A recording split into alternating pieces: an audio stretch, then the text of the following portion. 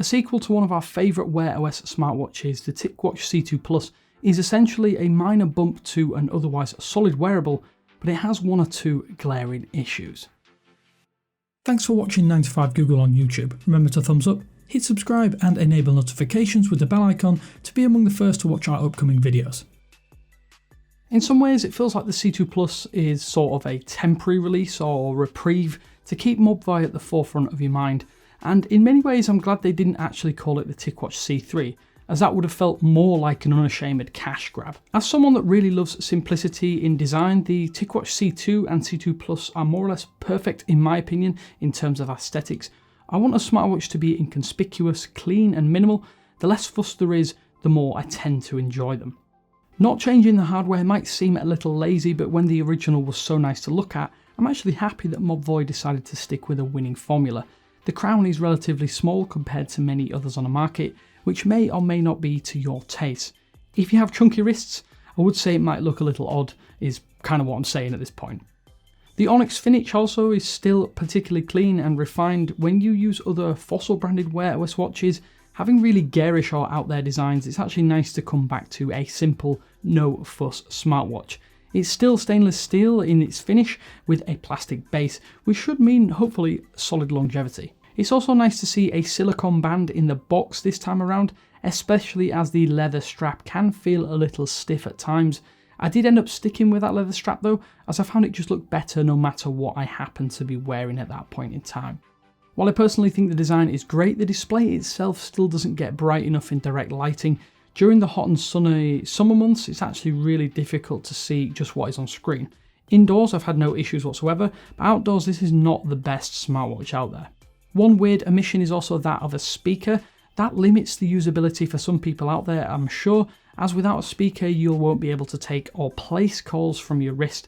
Now as someone that doesn't do a great deal of either, it's by no means a deal breaker, it's just something to note if you are a frequent call taker on your wrist.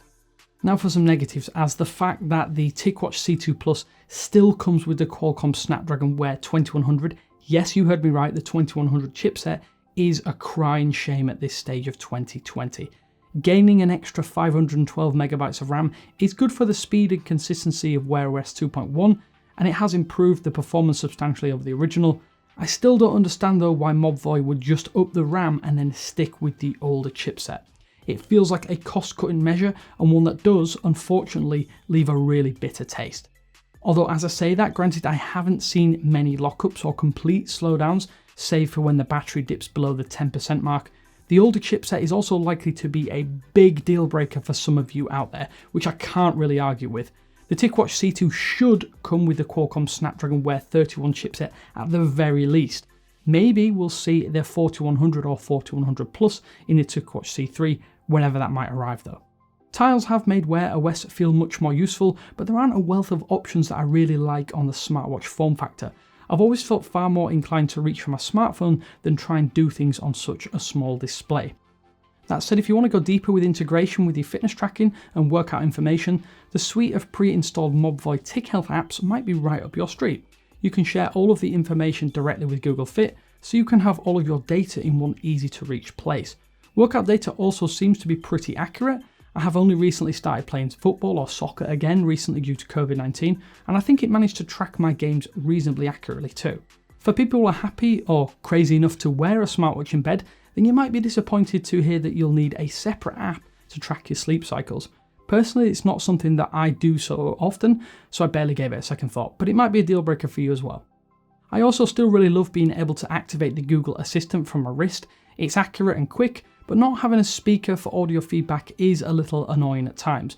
Either way, not having to fiddle with this small on-screen keyboard isn't always a nice addition. Another quite substantial sore point for me has been the 400 mAh battery. When linked to my Pixel 4 XL, I'm looking at just about a full day of usage, but this will consist of just being a bridge for my notifications. As soon as you start to divert and utilise the onboard GPS or enhanced fitness tracking features, you'll see the battery percentage drop quite substantially. I really do dislike the potential of charging my smartphone more than once a day, so having to potentially charge my smartwatch multiple times is a big no-no. You can probably pinpoint the chipset for one of the reasons why the battery seems poor, but there are not that many Wear OS watches that have what you'd call exceptional battery life anyway. So I have to say the TicWatch C2 Plus is a good Wear OS smartwatch, but also a big disappointment. Mobvoi could have taken the original formula, updated the internals further, and you would have had probably a real winner. The fact that the practically ancient Qualcomm Snapdragon Wear 2100 chipset is at the heart of a nearly 2-year-old design is actually incredibly frustrating. If, like me, you love the simple design, it's far less excruciating, but it's still a relatively tough pill to swallow. At $210, I feel really like you're better off going for something else entirely, and that is all down to how the chipset Mobvoi has persisted with for so long. Even if pricing would dip below $150, I would still be on the fence about giving it my full seal of approval. With that in mind, I would have to say that you should probably steer clear of the TicWatch C2 Plus and go for something else entirely, or hold out a little longer and see what the C3 brings. Although, what do you think?